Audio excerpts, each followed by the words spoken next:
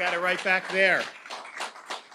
Well, good morning. It's great to be back in Tampa Bay. I want to recognize our Department of Transportation Secretary Jared Perdue, who's here, and then Representatives Alvarez, Cheney, and Jacques from the Tampa Bay area. I want to thank you guys for all your hard work.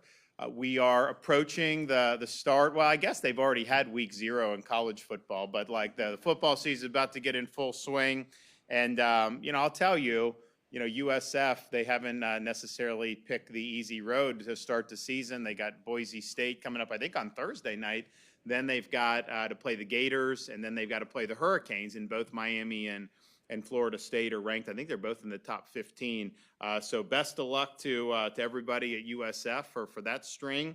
I know that a lot of people are excited about getting back into the season, and I can always tell, like my kids, when the Super Bowl ends and they focus, and then once it's back in the air, they start to ask me about going to game and all this other stuff. So we'll be doing what we can do. We're here to talk about major progress on basically what this sign says, helping Floridians get around without being stuck in traffic all the time.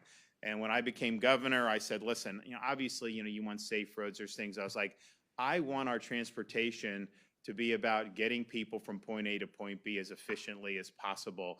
And to do that, given the way the demographics of our state is, habits of people, it's going to need to be a lot of improvements in the roads and a lot of more expansion in our capacity on the state highways and on the interstates. And so we've done that going forward, and done it, I think, in a really, really big way. And this is not, yes, the traffic is important for quality of life. It's important for families, but it's also important for business to be able to move freight across this state, to go from Tampa to Orlando, for example, and do it in a somewhat timely fashion compared to how it's been in the past is really, really significant.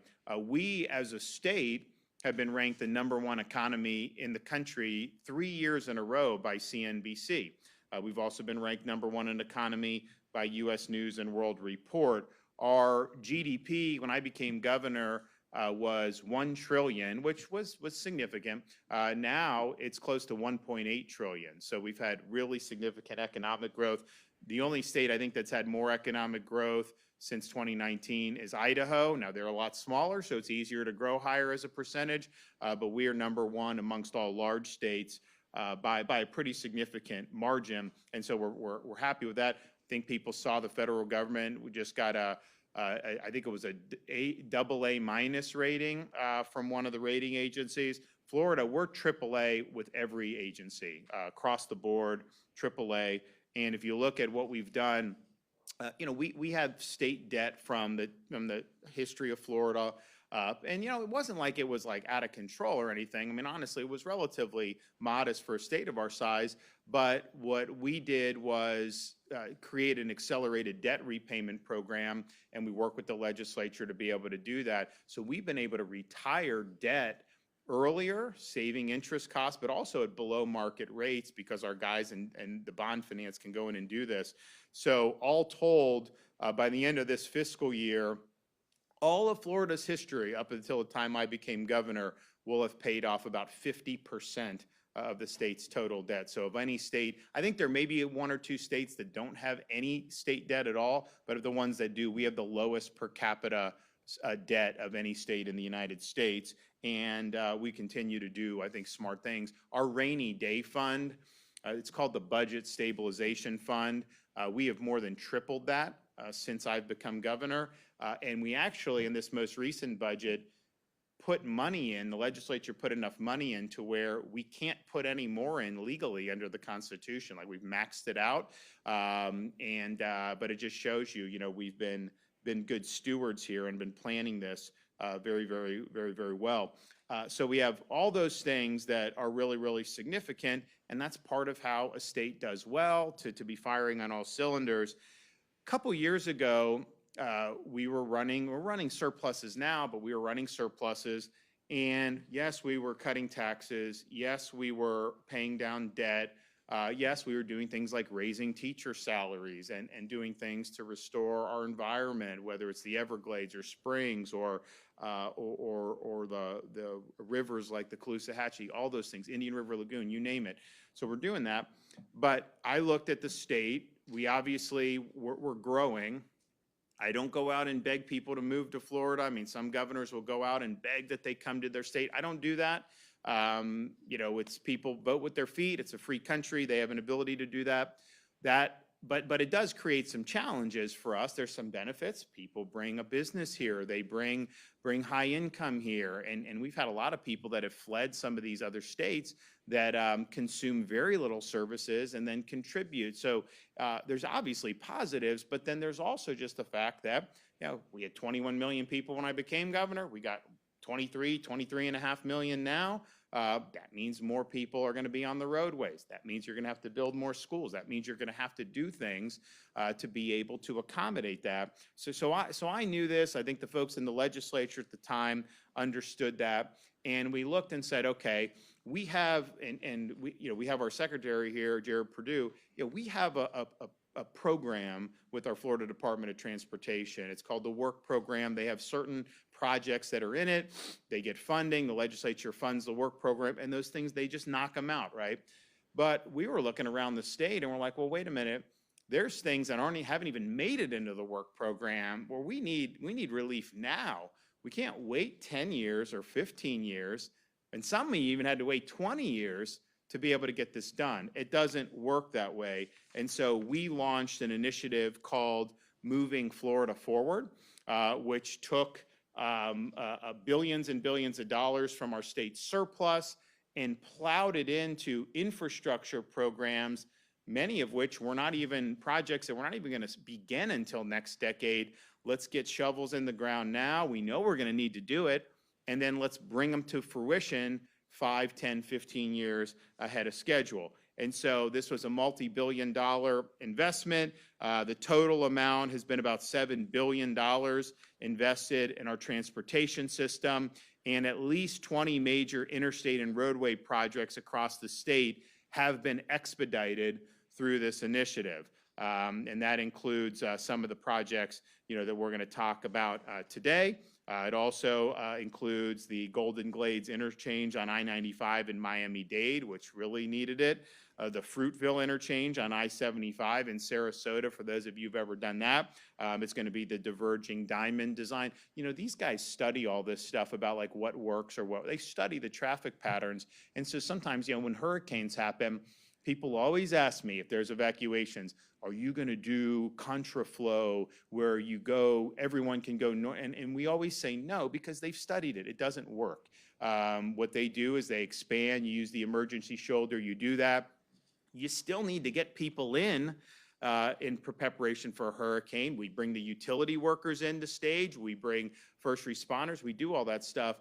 But they've studied it. It doesn't work. They can look at what type of interchanges have proven to work and not work. And they put a lot of time and effort on that. And so this in Fruitville, that interchange could be good. US 98 in Bay County, those of you who've ever been up to Northwest Florida, that needs it. I mean, like, and they're very crowded from like Memorial Day until Labor Day in particular. And like you can go out on that and it's like you just can get stuck. I mean, like it's a lot of traffic. So that definitely needs it. Realignment of US 301 from County Road 470 to Florida Turnpike up near the Villages in Sumter County, which could be a big bottleneck. I was in Ocala earlier this year when I announced the addition of new auxiliary lanes to I-75 over 31 miles from State Road 44 in Wildwood to State Road 326 in Ocala, and that's 10 or 15 years ahead of schedule. But anybody that's driven up, particularly from the Tampa Bay area, you go up on I-75 and you can hit traffic, especially when you get into that Ocala area, and it can be really, really brutal. So that is going to make a huge, huge difference. This year, we've also been able to celebrate the early completion of congestion relief lanes on one of the busiest parts of I-4, and anyone in the Tampa Bay region who has traveled over that direction knows, from US 27 in Polk County to World Drive in Osceola County. So that those auxiliary lanes were completed 8 months ahead of schedule. And I can tell you, when you see people volunteer, hey, thanks for those lanes, it's been really, really making a difference. You know it's made a difference. But they've studied it too on FDOT. I said, get the videos, let's see what the traffic's like before we open them, and then what happens when you open. And the flow has just been dramatically increased. And that's not even the final product yet. Final product is being working on, and they're going to deliver it. So that's going to be really, really significant. And so we knew that this stuff needed to be done. We could have just waited. Oh, we got our work program. We'll get to it eventually. We'll get to it. But it's like, do we really want people to sit in traffic an extra 10 or 15 years when we know we have the resources, we know we have a job to do, and we just want to go ahead and do it? So we're pleased that this initiative has really gotten steam.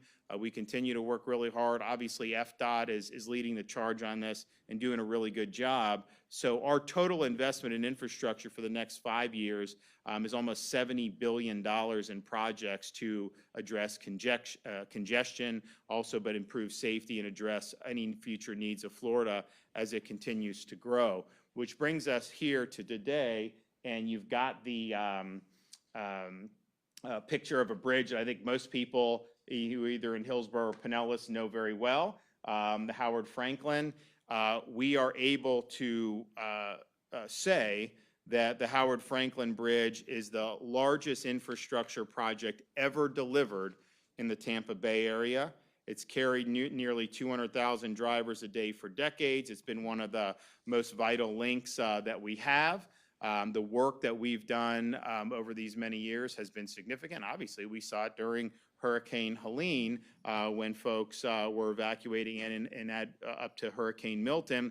What's happening on this and behind us here, we will end up delivering a modern bridge that will increase capacity by 50%, that will strengthen hurricane routes and improve the safe and efficient movement of people and goods across Tampa Bay.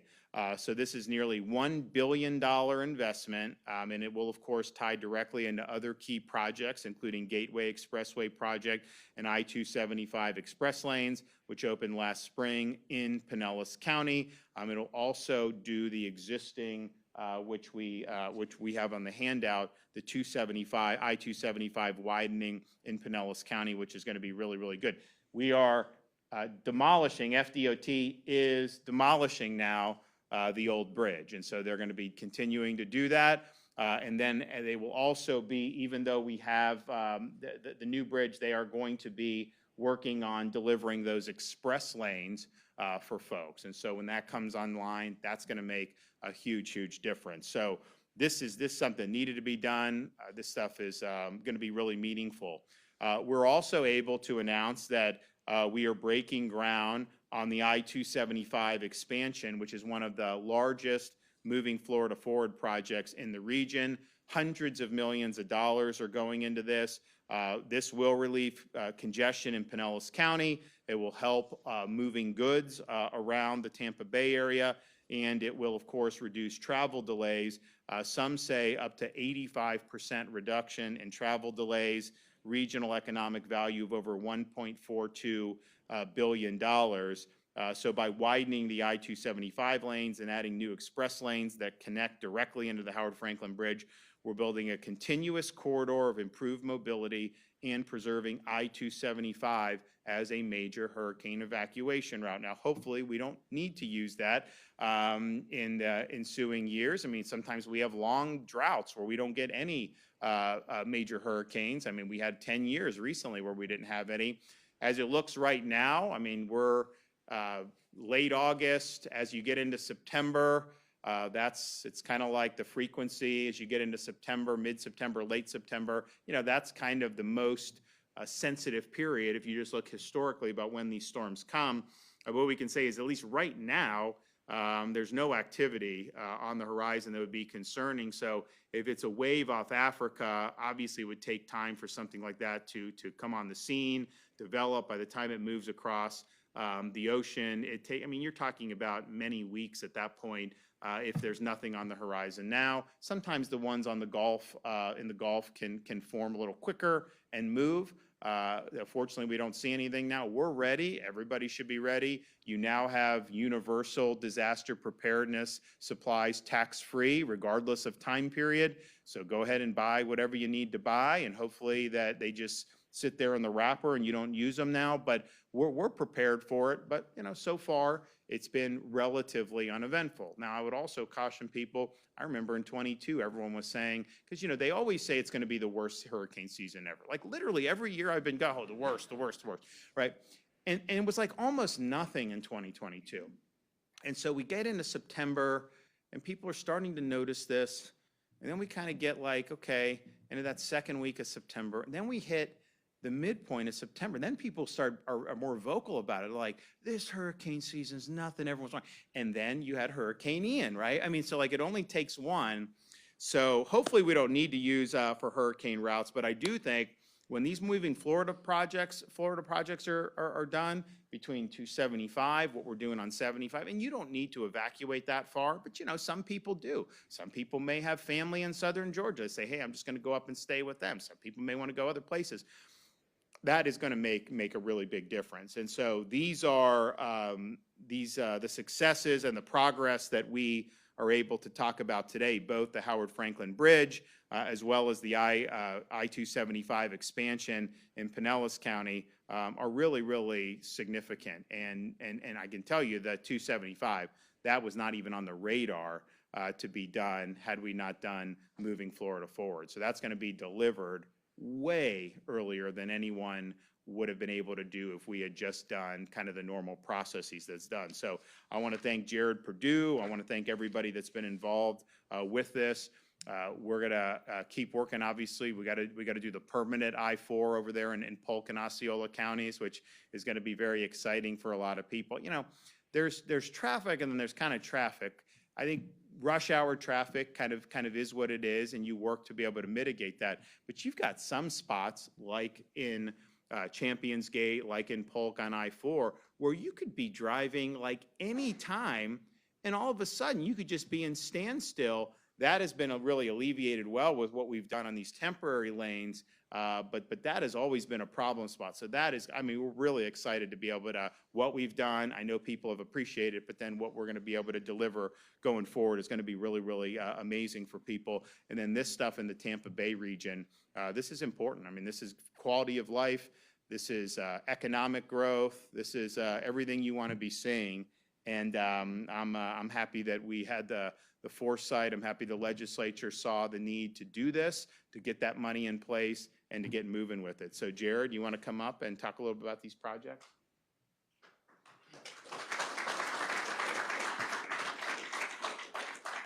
Yeah, good morning. Thank you, Governor, for your leadership. I can truly say because of your focus on transportation infrastructure and your leadership in transportation, we truly have become the envy of a lot of other states and other countries.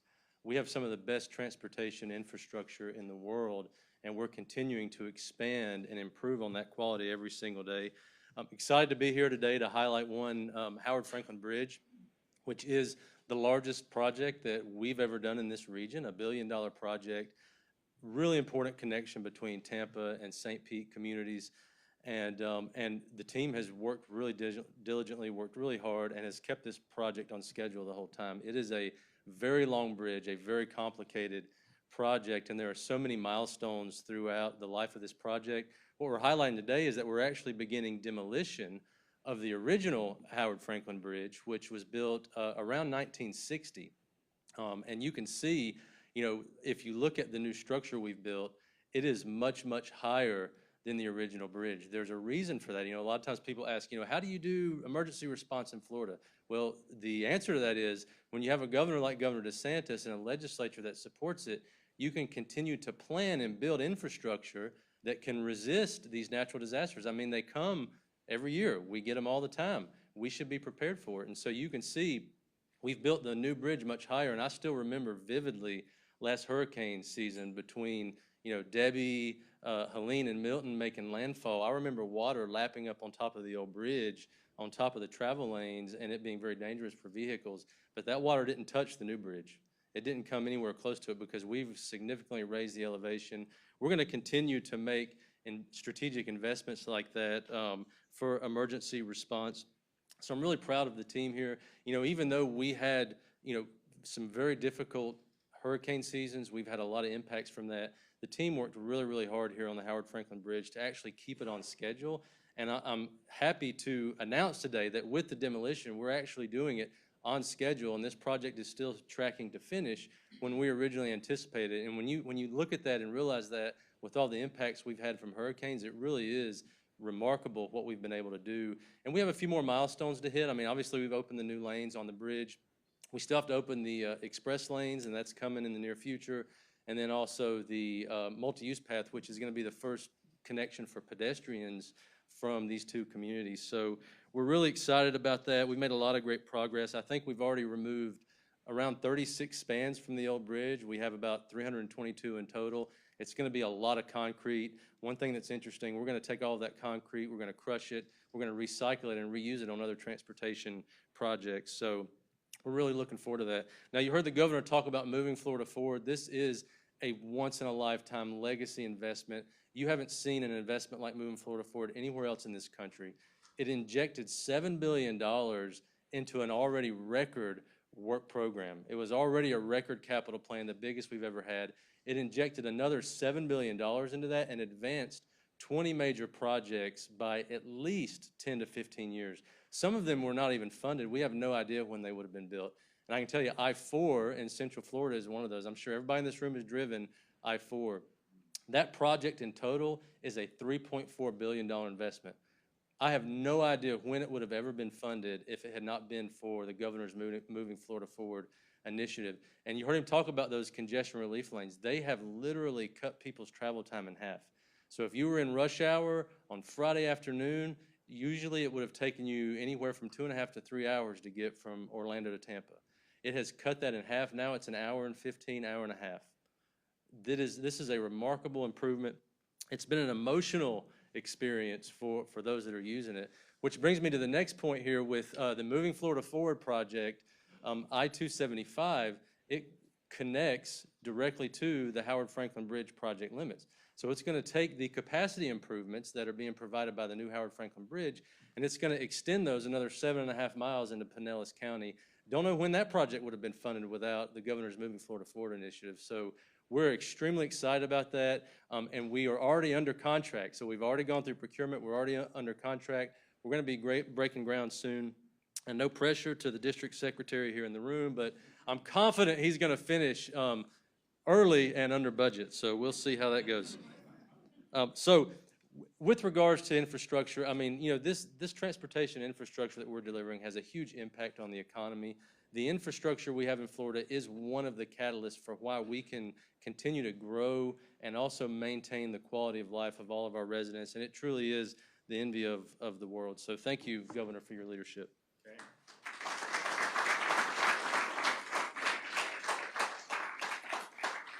So I want to thank Jared, and yeah, this is big. It's significant. It does impact people's lives. I mean, there's certain things you sign a law to, and like it does matter, and some matter more than others.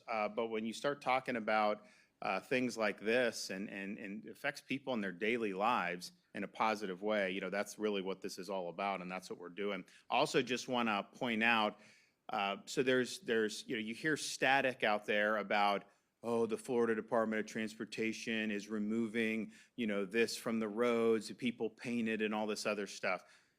The Florida legislature passed a law that was very clear that I signed into law. We're not doing the commandeering of the roads to put up messaging. And so FDOT has, when it's on a state road, has removed. They put out guidance earlier this summer to make it clear to everybody what the expectations are. Local governments are required to mimic the state standard, and I know some of them think that they don't have to follow that, but this is all very clear in law. And interestingly, it doesn't usually get as much reported. Most of this stuff I mean, they had to remove a back the blue. They had to remove some of these other things. And so it spans different things, but we've made the policy decision in Florida, we're not going to use the roads for that purpose. The roads are there for either pedestrians to cross or cars to go, and that's what it's going to be. And so Jared and his team are just ensuring that the law is upheld. And for those jurisdictions out there, what is it? Is it Delray, Key West, and anyone else? Those three. It's like they think that they should just be a law unto themselves. Well, we have remedies in the law to be able to make sure that people are following what their elected representatives have enacted. And so Jared and his team will do that. I don't know why you'd want to try to make a scene over it, but just understand this has been done across the state, and it's been done, regardless of the messaging that's been used. Okay, do we have any questions? Yes, Governor DeSantis, Harbinger Singh, the man accused of causing last week's fatal traffic crash in Florida, was in the country illegally. Why didn't Florida law enforcement check his immigration status at the scene of the accident? Why was he allowed to go back to California? Well, a couple things. I think one is the witnesses were dead. So you had 3 witnesses that were dead, killed in the crash. You have Singh and then his passenger, neither of whom spoke English. So you have a crash scene. It wasn't obvious to the troopers at the time that there was a criminal offense that had been committed. And so they obviously had to clear the road to make sure everyone was in. But they understood this guy. They had his information. They did what was right. They conducted an investigation. They got the video. And then clearly it was a situation where there was probable cause that a crime had been committed. We were able to do the extradition, and it was fine. But if you had someone that had survived, then you may have been able to get probable cause at the scene. As it is, the witnesses were dead, and so the troopers had to rely on getting the video, which obviously wasn't apparent. Now, we did do an announcement. The Attorney General did an announcement in Bay County. They were able to nab some folks. We are looking at with these weigh stations to be able. Now, it's tricky because we as a state don't have access to the immigration information, right? So if DHS gave it to us, if it's California license, we don't recognize California licenses granted to illegal aliens. If you could do a spot check, we'll absolutely do that. I think what they're at least able to do, though, is ensure that the drivers coming through are able to read and understand English, because this guy couldn't speak English. And you guys have all seen these roads where you'll go, these are busy highways, and there'll be little gaps in them, for official use only or this or that. It is not meant for motorists to just do a U-turn. It is certainly not meant for a semi-truck to do an abrupt U-turn. And so I don't think he knew what was going on. It was reckless disregard for the safety of other people. And he tries to do this abrupt U-turn, and that other car didn't have a chance. That other car didn't have a chance. So, and I know the Attorney General is asking the Trump administration to consider pausing CDL programs in California and Washington State, because first of all, you're not allowed to issue a CDL to somebody who is not in this country legally. You're not allowed to issue a CDL to somebody who is not capable of understanding traffic signs and have an ability to communicate, and yet they seem to do that without much pushback. That creates dangers for other people. Obviously, I blame, California's a sanctuary state. Their problems spill over to the rest of the country, as we're seeing. This guy came illegally, and he went to California, and he went to sanctuary jurisdictions. So that's just what happens. So yes, that's a huge problem. The company is at fault here too, because if you're running a company like this, you should know whether your drivers are capable of handling a vehicle of that magnitude. That is, if somebody's not able to do it, you're putting a lot of people's lives in jeopardy. The federal government took away the license, the business license from that company. I mean, obviously, there's probably going to be additional stuff that happens there, but certainly, I think we're looking at: are there any ability for us told the company accountable at the state level in addition to the federal level, because I think that you need to do it. But this driver, he made the decision to get behind the wheel of that thing, knowing that he was not able to fully understand his surroundings and fully understand what was on the road. And that created a massive hazard, and it resulted in the death of 3 people. I was asked the other day, like, oh, there's a bunch of people like in foreign countries that are signing a thing to say basically, go lenient on him, like he didn't intend, to kill these folks. Well, I was like, well, he intended to get behind the wheel knowing that he didn't have the full capacity to be able to handle that vehicle. He was driving it around knowing that he was not well situated to do that. He attempted a very reckless U-turn with a massive truck, knowing how very dangerous that is. So the notion that somehow this guy wasn't really at fault, that he was kind of, they almost portraying him as like a victim of what happened here. I don't buy that. This guy knew what he was doing. And did he intend to do a clean U-turn and not run into anybody or have anyone run into him? Yeah, that was probably the intent, but the reality is it was a reckless disregard for the safety of others to do what he did. And it's it's an avoidable tragedy is what it is. Hey, Governor, we've had a number of parents reach out to us, obviously, about the mural situation. About the what? I'm sorry? Mural Okay. situation. They're upset because, their kids just finished helping paint murals for this crosswalks project near their schools. And the parents that FDOT gave them Planning Innovation of the Year, and now something that they raised money for and the kids helped paint are now getting stripped away that they just finished months ago. What do you say to these? Do you want to talk about that specific issue? Yeah, go ahead. Yes, thank you. So basically, anything that was previously permitted or installed or awarded, anything you can bring up from the past essentially is irrelevant now because we have a new law and we have a new standard, and we're simply implementing that standard, and it's across the board. Pavement art is not allowed, and we're removing everything that's not compliant with state, federal standards, and that's the approach that we're taking. We did an inventory of more than 400 locations across the state, and it's all kinds of art. And so, this is one of those locations that's part of that. And, as we continue to implement this, we're going to be working with our local government partners. Yeah, but I do think it's important to point out that, there was a law that was enacted. So I get like what may have happened, years ago. No one was doing anything wrong per se. But I think there was a feeling amongst the elected officials, certainly in other parts of the country, it had gotten way out of control to where really the safety and the use of the roads was almost secondary to people being able to appropriate that for different types of messaging.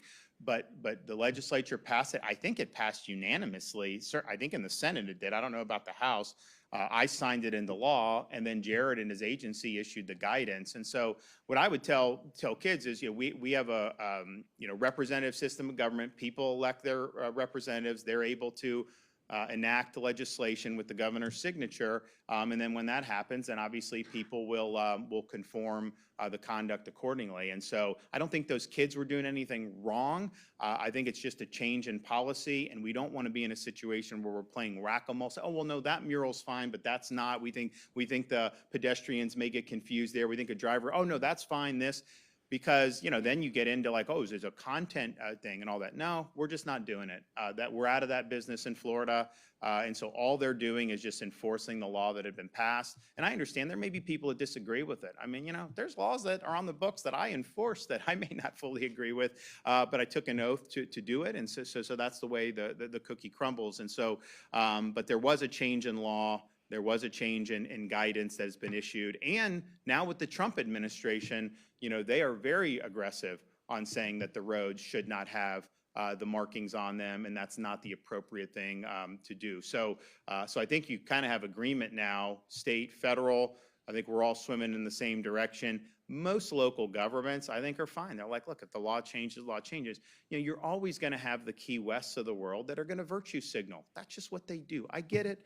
I know, not my first rodeo. But the reality is, they don't have a legal leg to stand on here. Jared put out the information. They had an opportunity to correct. I think, has that elapsed yet, or do they still have more time? We still have more time. It's 14 days from notification. Okay, so sometime next week, I think it'll be. Was that when it is? I think so, yeah. So stay tuned on that. Mayor DeSantis, you said for months that you want local property tax cuts. To what extent is your and the chief financial officer's DOGE or FAFO initiative an effort to convince Floridians that local governments are responsible for their high property taxes? Well, I think the reality is everything you pay in property tax goes local. We don't, if you look at our state budget, we don't get property tax. The state of Florida has a sales tax. State of Florida has things like dock stamp taxes and some other auxiliary taxes, which were, by the way, I think we're the second lowest tax state in the country at the state level. And of course, we have no income tax. So when they see their property tax bills going up and they say, hey, Governor, cut our property taxes, my response is, if you look at the way Florida's Constitution is designed, that power is lodged with local governments. So if the legislature wanted to just pass a law to reduce the millage, let's say, state, they can't do that constitutionally. So that's why what we're working on is a proposal to go on the ballot in 2026, where Floridians will be able to vote something that will do the property tax, but you have to do it through the Constitution. But yes, if you look at what's happened, there's been a major boom in Florida real estate. And honestly, home prices have gone up everywhere. They've gone up probably more here because we've had more demand, more population. And so what happens is someone that bought a house for $300,000 10 years ago is now being told their house is worth $750,000. Well, that's an unrealized gain. You haven't sold your house for that much, but somehow your property tax bill is going up. When Floridians have to sell a home, like maybe, you have a smaller home, now you have kids, you need a bigger, you then go into a higher tax basis. So even if you do the homestead, you're in a situation, if you bought a house over the last couple years, you're paying more for property taxes than you would have just a few years, and by a significant amount. If you look at the budgets of these local governments, and the CFO, Blaise Ngoli, has done a really good job of going on site. They're doing a lot of stuff, and honestly, not everyone's been cooperative, and we'll have more to say on that shortly, and showing, okay, wait a minute, Broward County, even though Florida's had a lot of population growth, Broward, since 2020, has not had any net population growth, and yet their budget's gone up like 60%. And so you ask yourself, well, what is that? And why is it going up? Because people buy homes, it's a gusher of revenue that's going into the coffers. And so rather than returning that money to the taxpayers, they've basically been spending it. So what I think taxpayers want is, okay, local government, we want education, 100%. We want law enforcement and fire and other first responders, some of the water infrastructure, 100%. But we don't need some of the stuff that's been spent money on. And that's the purpose of these audits and these overviews, to be able to show taxpayers, that yes, it can be done. My position, and we're working on the concrete proposal, is twofold. One, if you're a Florida resident and you have a primary residence here, your homesteaded property, I think you should be able to own that free and clear of the government. I don't think that the government should be able to just tax you infinitum. And yes, it hurts senior citizens who are on fixed income, but it also hurts young families to try to get ahead by constantly getting hit up. And we're in a unique situation where that's a minority of the property tax revenue that goes to local governments. Probably about a third is homestead. The rest is either non-homestead or commercial. And so if you just return budgets to where they were 4 or 5 years ago, I think that would probably be enough as it is. But we have tourists coming. We have a lot of opportunities. Some of these rural counties may not have that. And I said I'm willing to help backfill their revenue from the state coffers, because it's not that much revenue. But like the Tampa Bay area, Miami, all these places, like you have people that are paying taxes who aren't residents here. Literally, you can shift the tax burden to people that can't. I mean, local government can shift more to people that can't even vote them out of office. Like that's what you want. You don't want the people that vote to not have to pay, and then the people that are just visiting or snowbirds to be able to do it. So I think it's definitely doable. I also think, though, if you are going to have for investment properties or snowbirds or commercial properties or whatever taxing is being done there, now I think that revenue should only be able to use for things like education, police, fire, and some of the water things. I don't think that they should be able, even a snowbird, to tax that and use it on some of these extraneous stuff. So let's say we want to do everything everyone agrees on, we'll do that. But rather than grow budget in other areas, I would rather that be for the property tax, for you guys not to do the property tax on the homesteaded properties. And I'll tell you, we're the only state that can probably pull this off, given the structure of our economy, given, I mean, you remember, and part of this is political, President Trump comes in and kind of the media is like, oh, no one wants to come to America. Like literally, I was being given reports saying no one's coming anymore and foreign tourism is tanked. And maybe that was true in other parts. Maybe there has been a drop. I can tell you in Florida, we just had in the most recent quarter, we had the best quarter ever that we've had for the second quarter of any year. We had massive numbers of Canadians coming in. Remember they said the Canadians aren't coming in? No, they're coming in. As a kid that grew up in Dunedin, I just remember in February and March, I'd see more Ontario license plates than I would see Florida plates because they're all there to watch the Blue Jays in spring training. So we have this. We have people that are doing, and then you also have another issue that is kind of under the surface that I think a lot of voters are concerned about, because we've never had a situation where home prices are more out of whack from median household income. So if you look at the median household income in the United States is probably something, between $75,000 and $85,000. The median home price is well over $400,000. So to be able to afford the median home in the United States right now, you would need to be making like $130,000. So that's not sustainable. Something's going to give on that. And I think people see, hey, it's expensive, it's hard, especially for young people who are just starting out. I mean, I remember when Casey and I got married, we got married when the market had tanked, the real estate market. So we got married in 2009, we bought a home, and honestly, that was the bottom of the market. And so we were able, I was a lieutenant in the Navy. It wasn't like I was living high on the hog. She was she's successful doing what she was doing with TV. But we were able to do that. If we were starting out today, me being in the Navy and her doing what she was doing, I don't think we would have been able to afford even a modest, this was like an 1,800 square foot house, 3-bedroom, 2-bath, 3-bedroom, 3-bath, like whatever. It was nice, but I mean, it was not like extravagant. There's no way we'd be able to afford that. And so I think people look and they say, okay, what is driving this? Well, part of it is just the COVID fiscal policies and the Fed printing money has inflated things, which makes it difficult for a lot of people. But then a lot of people say, well, wait a minute. Is BlackRock going in and buying these neighborhoods? And so they can afford to buy the homes and then they just rent it out to people. And so are we going to become like a nation of renters? And I saw a very troubling statistic the other day. There are more would-be home buyers that are over the age of 70 in the United States than under the age of 30. So that's telling me like these young kids, they're not even in the game. And I think it's because it's not affordable. So you have this situation, and some people say, well, companies should not be able to buy homes. That's difficult to do legislatively because, you may have a small business that has 2 or 3 homes and they may do stuff like that. It's not all BlackRock, but I'll tell you, if you say your personal homesteaded residence can't be subject to property tax, but the investors could still be subject to property tax, what does that do? That basically puts a thumb on the scale in favor of traditional home ownership. That is going to make it better for people and ultimately, I think, more desirable to be a homeowner rather than necessarily to be an investor. So I think there's a whole host of issues that are wrapped around in this. But the one thing we control, we don't control the price of your home. We don't control the insurance market. These are things that have market forces. Now, there's things that we can do to make things more attractive here or there on the margins, but ultimately, those are private decision making. Taxes is purely government.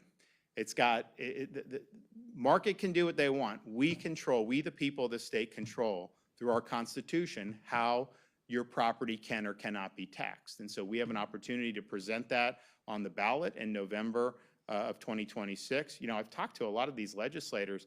I mean, they're really excited about being able to do it. I know, like, we didn't have necessary support, in the leadership, certainly from the House, on what we were trying to do. Because I just said, listen, we'll do the ballot in 26, but in 25, we should do a $1,000 rebate for homestead Floridians. And we could have done it, and they didn't want to do it. Now, I think the constituents are asking, hey, we want property tax relief. So I think the rank and file in both the House and Senate are really excited about being able to lean in on this. But that's the one thing we can control. So we can't manipulate the housing prices. That is obviously, that goes up and down. And when you have, so not only do you have a gap between median income and home prices, I think you probably have to go back right before 2008. You have way more sellers than buyers right now. So if you go back 3 years ago, certainly in Florida in the COVID rush, there were way more buyers than sellers. I mean, literally, I'd be talking to people, someone would just knock on their door and say, hey, I want to buy your house. Here's cash, do it. Because people were fleeing California.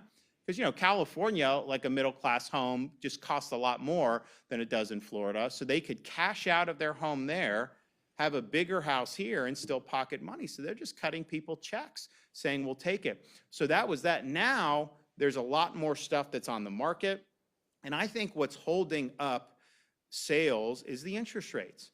That people, if they're in an existing home with a lower rate, they don't want to get out of that and then have to do a home that they're going to be paying a lot more in a monthly payment because of the increased interest costs.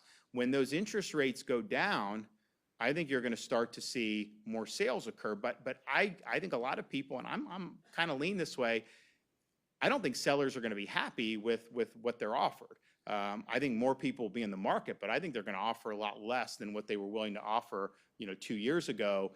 And I think you're going to probably see some correction in the overall prices of homes when interest rates go down. Now, new construction, you have the costs, the inflation that we've seen over many years, that contributes to it too, obviously. I mean, whatever it costs to build a house today versus 5 years ago, it didn't just 5 or 6% more. I mean, it's a lot more. All this stuff, replacing damage to your home is a lot more expensive than it was. So these are a bunch of different factors. I do think that what we have now is not sustainable for housing market. I think push is going to come to shove eventually. But what can we do to make it easier for Floridians? The thing we can control, we the people, obviously the elected officials, voting to put this on the ballot, and then we, the people, being able to cast a vote in November 26th, that's the one thing, the taxes, we can control. And I'm here to tell you, and I think the DOGE efforts and the audits that Blaise and Golia are leading are part of this. And it's interesting, we've got some people in Hillsborough who've welcomed this. We have others who haven't. We've got some in other parts of the state that have welcomed this, and then we have others who have fought it. So, you can kind of see, but I don't think anybody can justify the increases that we've seen in many of these local government budgets over the last 4 or 5 years. And so the question is that, as a taxpayer, what you want to see? Certainly when it's anything extraneous to education and kind of the law enforcement and the core functions, or would you rather focus on the core functions, have that reasonable budget, and then be able to actually own your home free and clear of the government? Because I do think these property taxes have pinched a lot of people, and I think we got to do something about it. So all I will say to that is stay tuned. We're going to be, I'm already working with folks. We're crunching numbers. We're doing all these different things, but you are going to have an opportunity to get this done in November of 2026, and I will be on the front lines trying to deliver that for you. Thank you.